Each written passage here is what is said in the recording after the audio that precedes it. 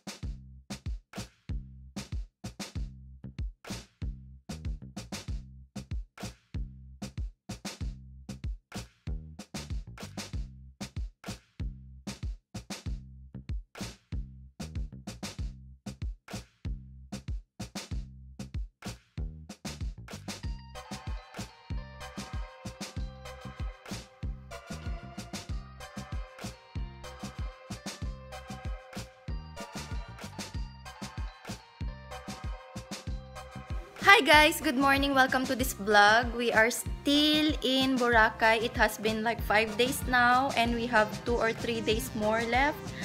So yan, I just finished washing clothes. Katatapos ko lang maglaba kasi naglaba na ako kanina. As you can see, tapos nagpalit ako ng nail polish.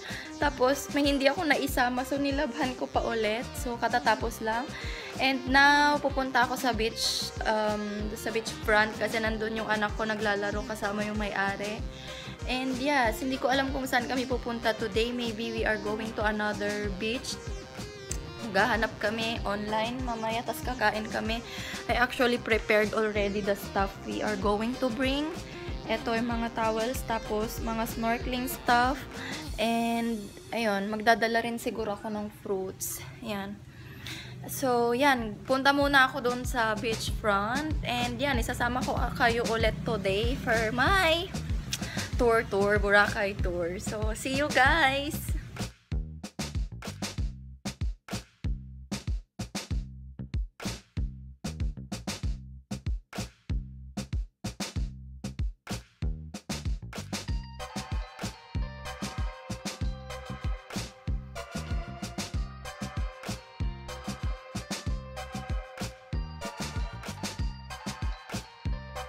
Hi guys, wala kaming ibang napuntahan na beach dito sa Boracay. So we just settled here in Station 1. Kasama namin yung playmate ng anak ko tsaka yung ate niya. So I'm gonna show you around. Pero ipapakita ko rin siya in a different picture. So it's just like that.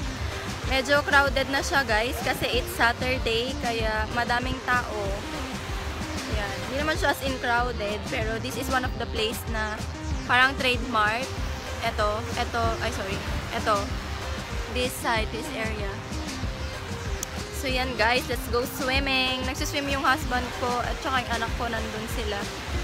They are having fun and yung kaibigan ng friend ko, ayun, sumasakay dun sa bangka.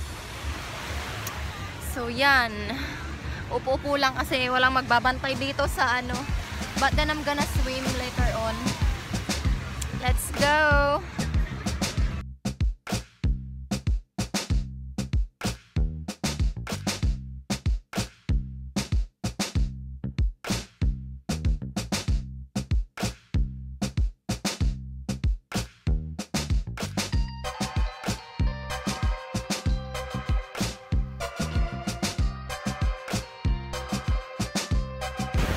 Hi guys! Ayan!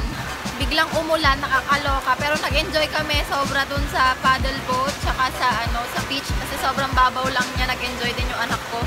By the way, let's have beer just to cool down. Umuulan, nakakaloka. Anyways, yan, papakita ko sa inyo yung anak ko, yung asawa ko, tsaka yung kalaro niya. So ayun sila. Ayun. yun. Ayan sila. Kasi nakasakay silang tatlo, tapos tagahila yung asawa ko. Wait lang, isasun ko lang guys. Ayan. Sorry, medyo shaky. Giniginaw na ako, kaya kailangan ko ng beer pampalamig. There. Nakakaloka. Dito lang ako sa shade. Ay, nako. Yung mga stuff kasi namin nabasa na. Actually guys, medyo tumigil na yung ulan. So, pwede na ulit nagbalik na ulit yung mga tao para mag-swim ulit. Kasi hindi na siya umuulan katulad ng kanina. Biglang buhos ba naman lahat ng mga tao na nandun sa boat kanina nawala na. Di po. So yes, hindi ko alam kung anong gagawin ko.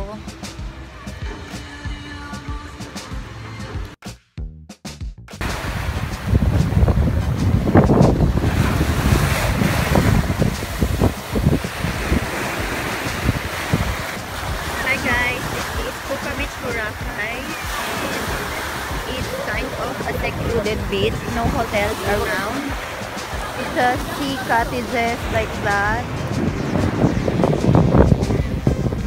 Cottages hanggang doon.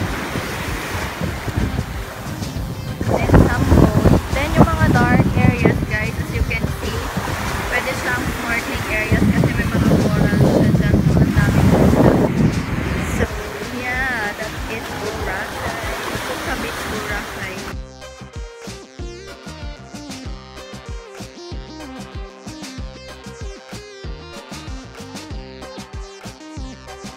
Hi guys! Katatapos lang namin mag-swimming dito sa Puka Beach. Pupunta na kami ngayon sa Station 1. Doon kami kakain.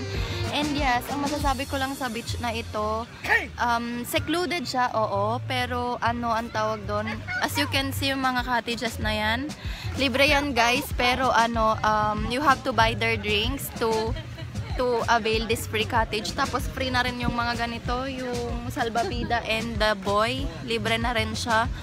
And yes, makakapag-snorkel ka dito. Maganda yung snorkeling spot. May mga makikita kang mga corals doon sa gitna. Pero dito pa lang sa gilid, malalim na siya. So, hindi naman advisable for kids. Nakakatakot siya actually. Kasi ang lakas ng current today.